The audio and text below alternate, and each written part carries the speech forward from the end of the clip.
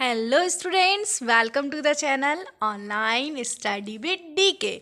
और हम प्रिपरेशन कर रहे हैं सुपर टेट एग्ज़ाम के मैथ्स पेपर की, जिसमें हमने नंबर सिस्टम के कुछ क्वेश्चंस इससे पहले भी किए और अब हम नंबर सिस्टम का पार्ट 2 करने जा रहे हैं। यदि आपने अभी तक चैनल को सब्सक्राइब नहीं किया है तो आप चैनल को सब्सक्राइब करें, बेल आइकन पे क्लिक करें ताकि आपको सभी न्यू नोटिफिकेशन मिल सकें और आप सभी क्वेश्चंस को अच्छे से प्रैक्टिस कर सकें। तो चलिए आज हम नंबर सिस्टम का पार्ट 2 स्टार्ट कर रहे हैं। मैं नीलम, जिनके साथ आप मैथ्स की प्रिपरेशन करते हैं।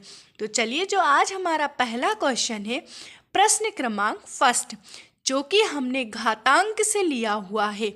देखिए, नंबर सिस्टम जो पार्ट है इसमें हर तरह के क्वेश्चंस आते हैं और सबसे ज़्यादा क्वेश्चंस आपके नंबर सिस्टम से ही पूछे जाते हैं। तो देखिए, घातांक का जो पहला प्रश्न लिया है, इस प्रश्न में हम घातांक के रूल को भी समझ लेंगे और क्वेश्चन को हल करना भी सीखेंगे। तो पहले आपको दिया हुआ है यहाँ पर 27 raised to the power 2/3 into 64 raised to the power 2/3। आपको इसे हल करना है। देखिए, जब भी घातांक में कुछ इस तरह की पावर वाले क्वेश्चंस आते हैं तो आपका सबसे मेन वर्क जो होगा यहाँ पर, जो आप स्टार्ट करने की आपकी प्रोसेस होगी कि आप 27 को और 64 को इस फॉर्म में ब्रेक करें, इस तरह तोड़ें कि इसकी पावर जो यहाँ पर डिनोमिनेटर में है, जो यहाँ पर हर में है, उस तरह से कन्वर्ट हो जाए। तो देखिए, क्या मैं इस 27 को 3 multiply 3 raised to the power 2/3 लिख सकती हूँ। आपको ये बात समझ में आई होगी अच्छे से। और इसी तरह क्या हम 64 को 4 इंटू 4 लिख सकते हैं और इसकी पावर 2/3। तो मैंने इसको इस तरह से देखा कि यहाँ पर डिनोमिनेटर में 3 था, तो आपका ये 3 इंटू 3 और 4 इंटू 4 इंटू 4 में भी कन्वर्ट हो रहा है। और क्वेश्चंस भी कुछ इस तरह के ही होते हैं कि वो इजीली कन्वर्ट हो जाते हैं। तो देखिए, हम इसे 3 की पावर 3 और ये आपकी होल पावर 2/3, यहाँ पर आपका कॉन्सेप्ट क्लियर है। फिर आप देखेंगे 4 की पावर आप 3 लिखेंगे और इसकी होल पावर लिखेंगे 2/3। मैं बिल्कुल बेसिक से और एक एक स्टेप आपको क्लियर करते हुए इसी वजह से समझा रही हूँ ताकि आप अच्छे से समझ पाएँ। बाकी एग्ज़ाम में आप जल्दी से कर सकते हैं। फिर आप यहाँ देखेंगे, इस 3 को हम 3 इंटू 2/3 इंटू 4 3 इंटू 2/3। आपका ये 3 से 3 कैंसिल, 3 से 3 कैंसिल। तो यहाँ पर आपका हुआ 3 की पावर 2, 4 की पावर 2, मतलब 3 3 ज़ा 9, 4 4 ज़ा 16 और 9 इंटू 16 होता है आपका 144। तो आप यहाँ पर देख सकते हैं कि घातांक का क्वेश्चन था आपका, हमने किस तरह से उसे एक्सप्लेन करते हुए उसका आंसर निकाला। आई होप कि आपको ये क्वेश्चन समझ में आया होगा।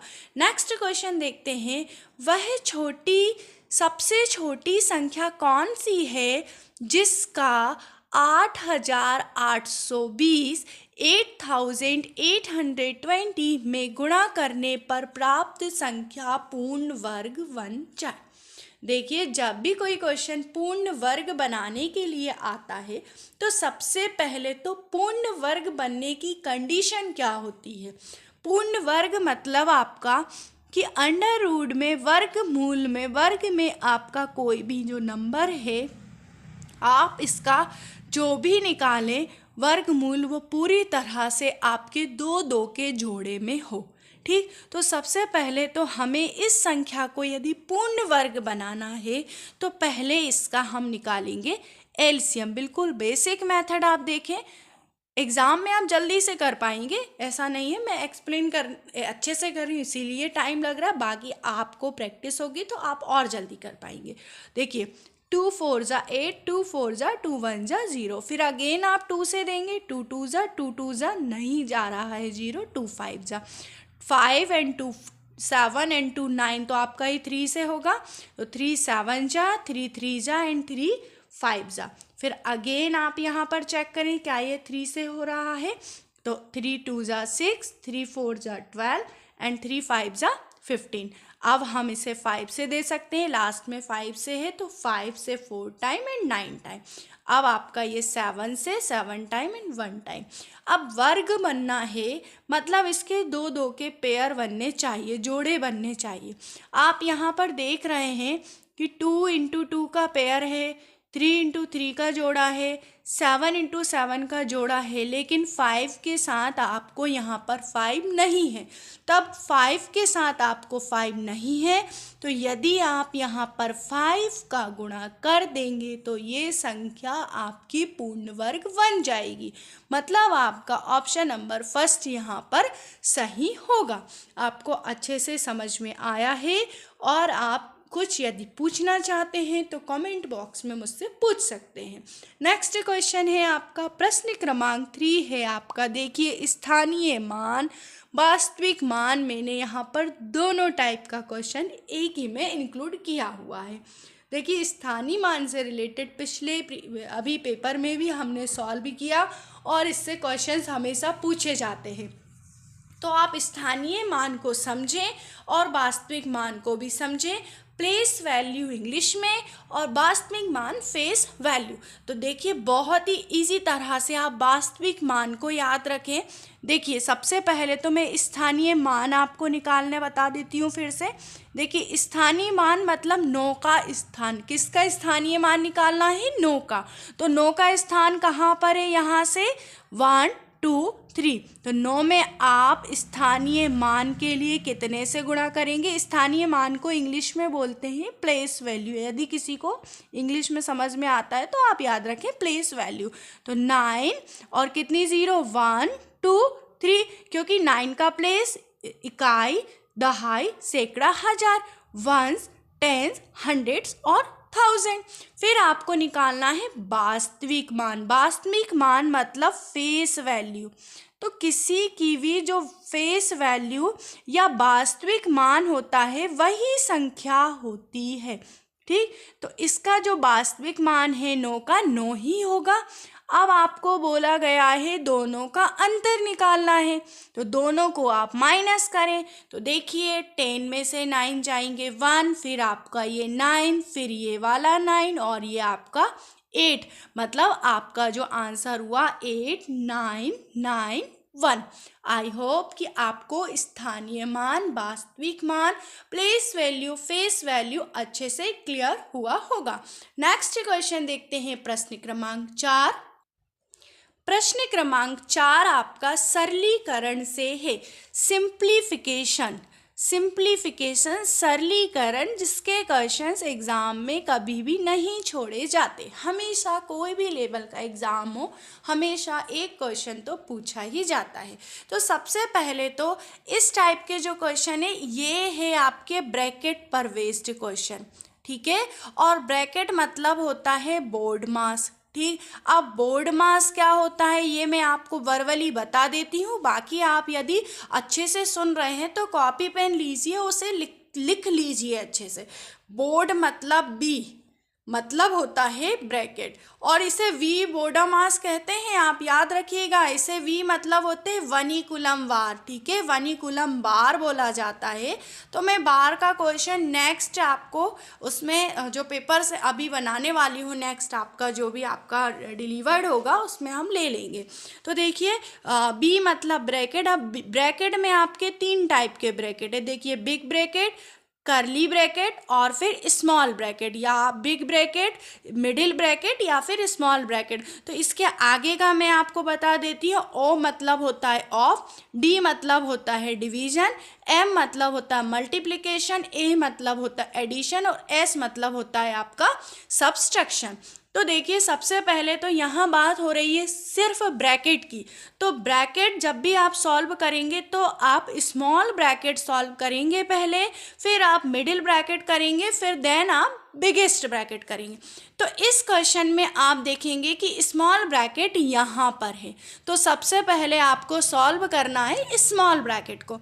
तो देखिए मैं इसे एज इट इज़ लिख रही हूँ, 4 माइनस 3 माइनस स्मॉल ब्रैकेट को आप सॉल्व करेंगे, 3 माइनस 3 0 एंड माइनस 6, तो माइनस 6 आपका यहाँ पर आ गया है और ये वाला ब्रैकेट, और देन ये आपका बिग ब्रैकेट। ठीक, आपको ये बात यहाँ पर समझ में आई होगी। फिर अब हम आगे इसे देखिए, 5 माइनस 4 माइनस, ये माइनस और माइनस आपका प्लस हुआ, तो ये हो गया आपका 9। तो मैंने देखिए करली ब्रैकेट को सॉल्व किया। अब आपका यहाँ पर जो है बिग ब्रैकेट लेफ्ट हुआ, तो 5 माइनस आपका बिग ब्रैकेट में आपका हुआ माइनस का 5, और -5 और -5 आपका 5 + 5 मतलब हुआ 10, जो कि है आपका ऑप्शन नंबर सेकंड में। तो आई होप कि आप ये ब्रैकेट की जो कंडीशन है इसे अच्छे से समझ गए होंगे और नेक्स्ट टाइम एग्जाम में क्वेश्चन आपका गलत ना हो, मैं आशा करती हूँ। नेक्स्ट है आपका क्वेश्चन नंबर 5, निम्नलिखित श्रृंखला को पूर्ण करें। अब आप इसे चाहे मैथमेटिक्स के बेस से देखें, चाहे रीजनिंग के उससे देखें, ये क्वेश्चन आपके सीरीज वाले हैं।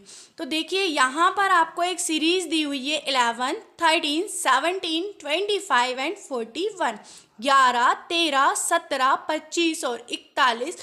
इस सीरीज को आपको पूरा करना है। ठीक, अब सीरीज़ कैसे पूरा करेंगे? अब पहले तो आपको सीरीज़ के कुछ क्वेश्चंस या बहुत से क्वेश्चंस यदि आप प्रैक्टिस कर लेंगे तो इसमें आपको कोई भी प्रॉब्लम नहीं होगी। तो देखिए हम जितने भी प्रैक्टिस पेपर लेंगे, मैं कोशिश करूँगी कि आपको रीजनिंग के क्वेश्चंस भी जो आपके सिलेबस में हैं उन्हें भी करवाते चलूँ। तो देखिए सबसे पहले यहाँ है 11, मैं इसमें कितना ऐड करूँ कि 13 आ जाए? 2, तो ये 13 आया। अब 13 में हम कितना ऐड करें कि 17 आ जाए? 4। अब आप चेक करें कि 17 में मैं कितना ऐड करूं कि 25 आ जाए? 8। 25 में मैं कितना ऐड करूं कि 41 आ जाए? 16। अब देखें आप यहाँ पर कि आपका जो पैटर्न है वो किस तरह का है। 2 की पावर 1, 2 की पावर 2, 2 की पावर 3, 2 की पावर 4। आप यहाँ देख रहे हैं कि 2 की पावर के फॉर्म में ये आपका बढ़ रहा है, मतलब नेक्स्ट आपका होगा 2 की पावर 5, और 2 की पावर 5 मतलब 32, और आप इन दोनों को ऐड करेंगे तो आपका कितना हो रहा है यहाँ? 73, जो कि है आपके ऑप्शन नंबर 4 में। तो देखिए जब भी सीरीज़ के क्वेश्चन आए तो कुछ ना कुछ पैटर्न बेस्ड ही होते हैं, तो पैटर्न जो होते हैं वो आप कोशिश करें कि प्रैक्टिस करें, जब भी आप सीख पाएंगे। नेक्स्ट है रूबी और रेशमा की वर्तमान आयु 5:7 है। 4 साल बाद उनकी आयु का अनुपात 3:4 हो जाएगा, तो उनकी वर्तमान आयु बताएं। देखिए मैंने आयु से रिलेटेड कुछ क्वेश्चंस आपको करवाए थे जो ट्रिक बेस्ड थे। तो देखिए सबसे पहले तो रूबी और रेशमा की आयु का अनुपात इतना है, 4 साल बाद बोला है तो मैंने 4+ लिखा है यहाँ, कितना हो जाएगा? 3:4 हो जाएगा। अब हमने क्या करना है कि सबसे पहले मल्टीप्लाई करेंगे। देखो आयु आपकी माइनस में तो होगी नहीं, तो आप बड़ा नंबर यहाँ से आ रहा है, फिर आप यहाँ पर मल्टीप्लाई करें तो 21 माइनस आपका कितना हो गया? 20। 7 × 3 21, 5 × 4 20, बराबर में लिखेंगे 4 - 3 लिखेंगे, और आपको मल्टीप्लाई करना है किसका? जो आपकी यहाँ पर बढ़ रही है या घट रही है। तो आपका यहाँ 1 हुआ और ये 1 × 4, मतलब आपकी 1 यूनिट बराबर आपका कितना आया? 1 यूनिट इक्वल हुई आपकी 4 के। अब आपको बताना है कि उनकी वर्तमान आयु क्या है। तो 5 × 4 आपकी कितनी हुई? 20, और 7 × 4 कितना हुआ? 28। तो रूबी की जो हुई वो हो गई आपकी 20 और रेशमा की जो हुई वो हो गई आपकी 28। आई होप कि इस क्वेश्चन को समझने में आपको कोई भी प्रॉब्लम नहीं आई होगी यदि आपने मेरे इससे पहले के लेक्चर्स देखे हैं तो। और यदि आपने मेरे इससे पहले के लेक्चर्स नहीं देखे हैं तो आप प्लेलिस्ट में जा कर के ज़रूर देखें और वहाँ से इस टाइप के क्वेश्चंस की प्रैक्टिस ज़रूर करें। नेक्स्ट क्वेश्चन देखते हैं। प्रश्न क्रमांक 7 जो है, इस टाइप के क्वेश्चन जो है आप जब एग्ज़ाम में करते हैं तो बहुत टाइम लगता है आपका और फिर सटीक आंसर भी शायद नहीं आ पाता है। तो देखिए आप मैंने किस तरह से कोशिश की है कि आपको वेस्ट टू वेस्ट में दे सकूं। दो संख्याओं का योग आपका है 83 83, उनका अंतर है 21 21, तो वे संख्याएं बताएं। तो नोट में मैंने जो लिखा है आप इसको पॉज करके स्क्रीनशॉट लें या फिर अपनी कॉपी में लिख लें कि जब भी कभी योग और अंतर में आपको संख्याएं दी हुई हैं, योग और अंतर दिया हुआ है संख्याओं का और वे संख्याएं बतानी हैं, तो हमें सिंपली योग प्लस अंतर में 2 से भाग लगाना है।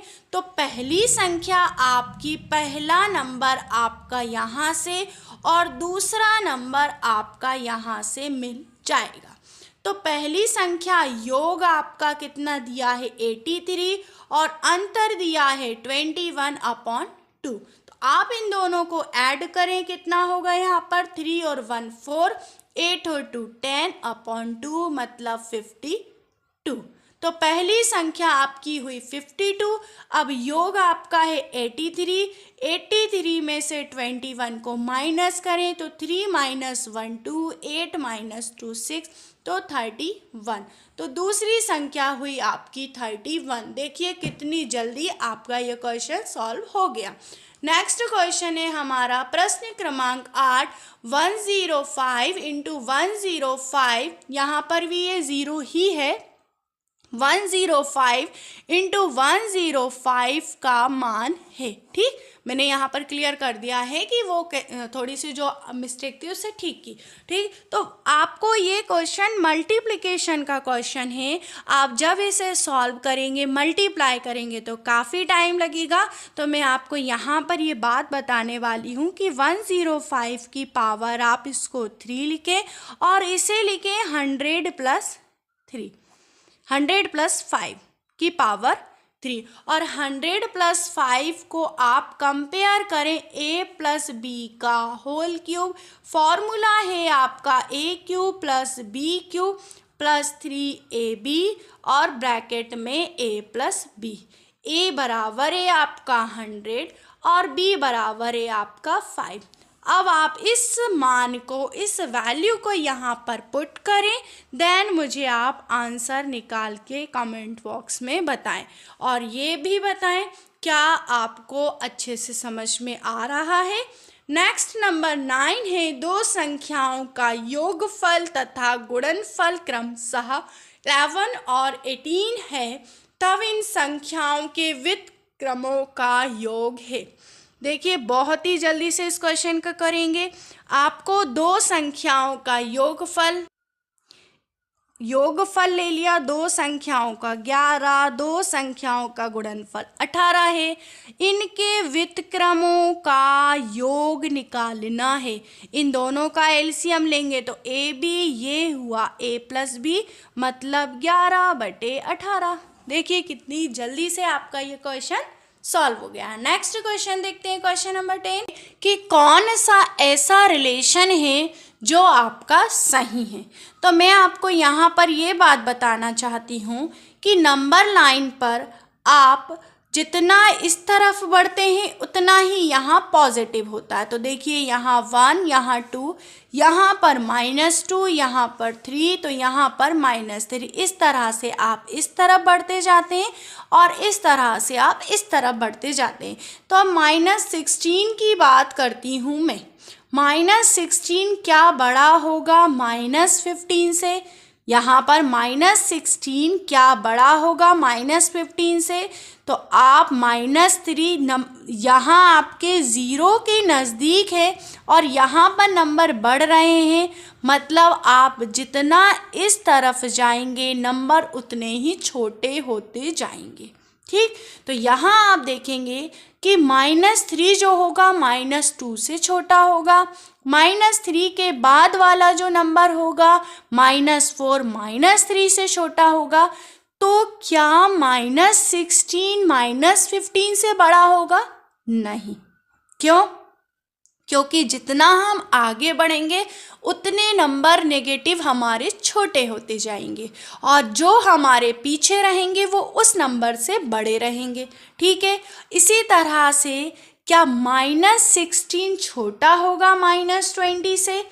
आप यहाँ पर देखेंगे मैंने आपको क्या बोला, जितना आप नेगेटिव नंबर जितना बड़ा उतना छोटा।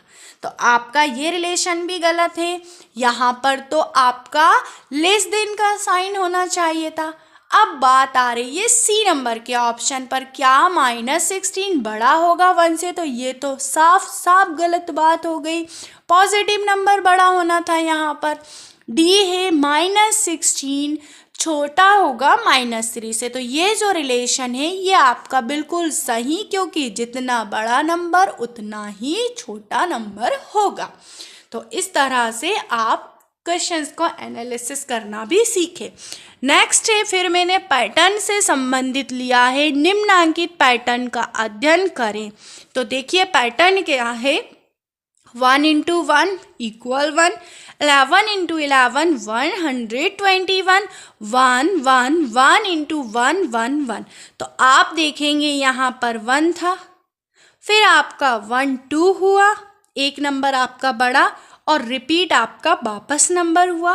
3 नंबर थे तो 1 2 3, फिर आपका 2 और 1 हुआ। अगर आपके 4 1 होंगे, 4 1 होंगे तो आपका कहाँ तक जाएगा ये 1 2 3 4, और रिपीट कहाँ से होगा आपका 3 2 1, कुछ इस तरह से रिपीट होगा। फिर हमारे पास यहाँ 1 2 3 4 5 है, तो ये कितना होगा 1 2 3 4 5, और वापस कहाँ से होगा 4 3 2 1। तो आप ये पैटर्न को एनालिसिस करें और देखें कि कहाँ पर आंसर है। तो ए नंबर का जो ऑप्शन है वो आपका राइट आंसर होगा। तो आप देख के क्वेश्चन को बिल्कुल भी ना घबराएं, कोशिश करें कि एनालिसिस हम किस तरह से करें और आंसर निकालें। लास्ट क्वेश्चन है 12 number 4x - 4 raised to the power x - 1 = 24 हो तो 2x raised to the power x का मान बताना है। तो सबसे पहले तो इस क्वेश्चन में आपको 4 की पावर x के फॉर्म में दी है, इक्वल में आपको 24 दिया है, तो x की वैल्यू निकाल कर आपको यहाँ पर पुट करनी है। तो देखिए हम क्वेश्चन को कैसे सॉल्व करने वाले हैं। यहाँ पर हम 4x माइनस इसे हम 4x/4 लिख देंगे, और 4 की पावर x को हम एक कोई भी अलग चर ले लेंगे, कोई भी अलग वेरिएबल ले लेंगे, तो इसे y - y/4 जो कि है आपका 24 के इक्वल। ठीक, अब हमें मेन वर्क ये करना है यहाँ पर कि इसका एलसीएम लेके इसे सॉल्व करना है। तो जब आप इसका एलसीएम लेंगे तो ये 3y और 24 × 4 होगा आपका, तो आपका y = होगा 32, और आप यहाँ 4 की पावर x को 32 लेट करेंगे, और हम इसे 4 की पावर x को 2 की पावर 2x = 32, मतलब 2 की पावर 32 मतलब हम 5 लिख सकते हैं यहाँ पर। तो 2x = आपका कितना हो जाएगा, यहाँ पर 2x = हो जाएगा आपके किसके 5 के, 2x = हो गया 5 के, तो हमें x = मिल जाएगा 5/2, और आपको फाइंड करना है 2 × 5/2 की पावर आपकी 5/2 2, 2 से 2 कैंसिल, 5 की पावर 5/2। या तो आप इस आंसर को राइट लगाएं या फिर आप इसे 5 की पावर 5 इंटू 5 की पावर 1/2 लिख सकते हैं। मतलब आप इसे सेपरेट करके भी, अलग अलग करके भी आंसर निकाल सकते हैं, जो कि होगा आपका 25√5, जो कि क्या होने वाला है 25√5, 5 की पावर 5/2। तो आपका 25 बाहर आ जाएगा। इसके बाद आपका 5/2 से ही आप डायरेक्ट कर सकते हैं। नेक्स्ट क्वेश्चन देखते हैं। क्वेश्चन नंबर 13 है आपका, रेखा गणित की शिक्षा है, मानसिक है, शारीरिक है, संवेगात्मक है, सभी है।